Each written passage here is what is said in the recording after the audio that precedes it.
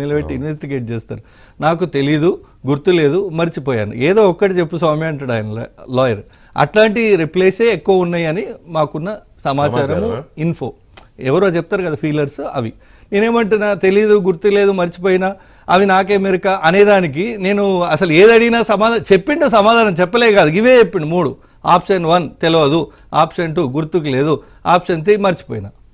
ఇది కాకపోతే అధికారులను అడగండి, నాకు సంబంధం లేదు. ఈ 4 ఆప్షన్లు తప్ప ఇంకో ఆప్షన్ ఏది పికప్ చేసినట్టుగా కేటీఆర్ గారి ఇన్వెస్టిగేషన్లో తెలియదు. అన్పార్లమెంటరీ రిప్లేస్ ఏం కాదు కదా.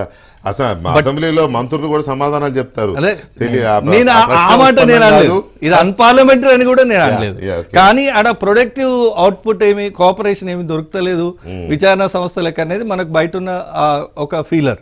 అదొకటి. రెండోది, దాని తర్వాత ఒక ఛాలెంజ్ ఏంటంటే, మీరు రండి, మన ఖర్చు ఎందుకు, జడ్జి గారి ముందు కూర్చొని మాట్లాడుకుందాము, లెట్ దెమ్, మీరందరూ కూడా రండి అని చెప్పి. ఇదైతే ఇండియన్ కాన్స్టిట్యూషన్లో అయితే ఇది ఎక్కడ లేదు. బెస్ట్ ఆఫ్ మై నాలెడ్జ్ భారత రాజ్యాంగంలో రా, నువ్వురా, నేను రా, జడ్జి ముందు కూర్చుందాం, మాట్లాడదాం అనేంత సింపుల్ ప్రాబ్లం ఎక్కడ వస్తుందంటే, 10 ఏళ్ళు రాజ్యాంగాన్ని మర్చిపోయినాం కాబట్టి ఇట్లాంటి వింత పోకడలు వస్తున్నాయని నా ఉద్దేశం.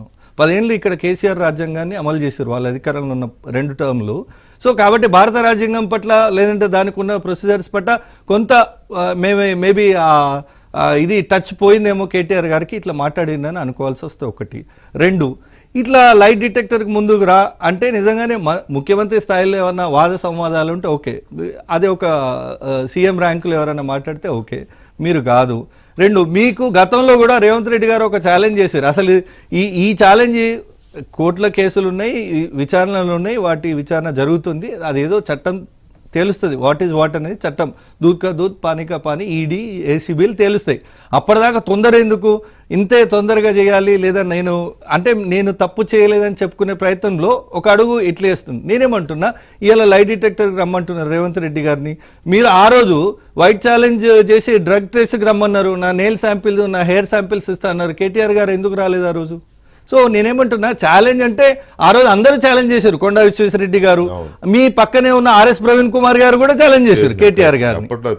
కరెక్ట్. సో ఆ రోజు white challenge, drug feed state గా మన తెలంగాణను చేద్దాము, యువత తప్పుదారిలో పోకుండా కంట్రోల్ చేద్దాం, ఆదర్శంగా నిలుద్దాం అని ఒక ప్రతిపక్ష పార్టీ నేతగా నాడు రేవంత్ రెడ్డి గారు మాట్లాడితే మీరు స్పందించలేదు.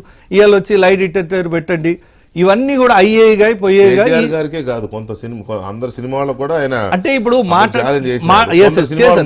చేశారు. ఇప్పుడు ఏంటంటే, మాట్లాడుకోవడానికి బీఆర్ఎస్ నేతలకు స్టఫ్ కావాలి. ఏంటి, ఒక కూర్చున్నప్పుడు మాట్లాడుకోవడానికి ఒక కంటెంట్ కావాలి. ఆ కంటెంట్ కేటీఆర్ గారు సప్లై చేస్తున్నారు. ఏంటి, మన నాయకుడు లైట్ డిటెక్టర్కి అయినా సిద్ధం అన్నాడు కాబట్టి ఏమి అందులో అవినీతి జరగలేదు, మనోడు ఏం తినలేదు అనే ఒక చర్చ కోసం, ఆయన నేను తప్పు చేయలేని పదే చెప్పడం కోసం ఈ అంశాలన్నీ కూడా ముందుకు తీసుకొస్తారు. వాస్తవంగా ఆ చట్ట పరిధిలో ఉన్న అంశాలు, వాటి ప్రకారం విచారణలు జరుగుతాయి. ఏ కేసులో ఏదైనా కూడా దాని అల్టిమేట్ రిజల్ట్స్ మీద మనం డిపెండ్ అయ్యి మాట్లాడాలి. కానీ ఇయ్యాలనే క్లోజ్ చేద్దామనే ఆవేశంలో ఏదంటే అది మాట్లాడితే ఎట్లా కేటీఆర్ గారు అది ప్రజలు నమ్ముతారు అనుకుంటే వాళ్ళ భ్రమ రాసుకుంటున్నాడు అనుకున్నా. అయితే ఇక్కడ మామూలుగా కేసులు, ఇట్లాంటి కేసులు అంటే మీరు నడుస్తుంటది కాబట్టి డ్రాయింగ్ చేసుకుంటున్నాం, మంచి పెయింటింగ్ చేసుకుంటున్నాం. అవునా, మీరు ఎట్లాగో వారు మాట్లాడుతూ ఉంటారు, మీరు అడ్డుపడరు. నన్ను గ్రిల్ చేసినట్టు వారిని గ్రిల్ చేయాలి, నన్ను కూడా అడగచ్చు. సినిమా వాళ్ళు కూడా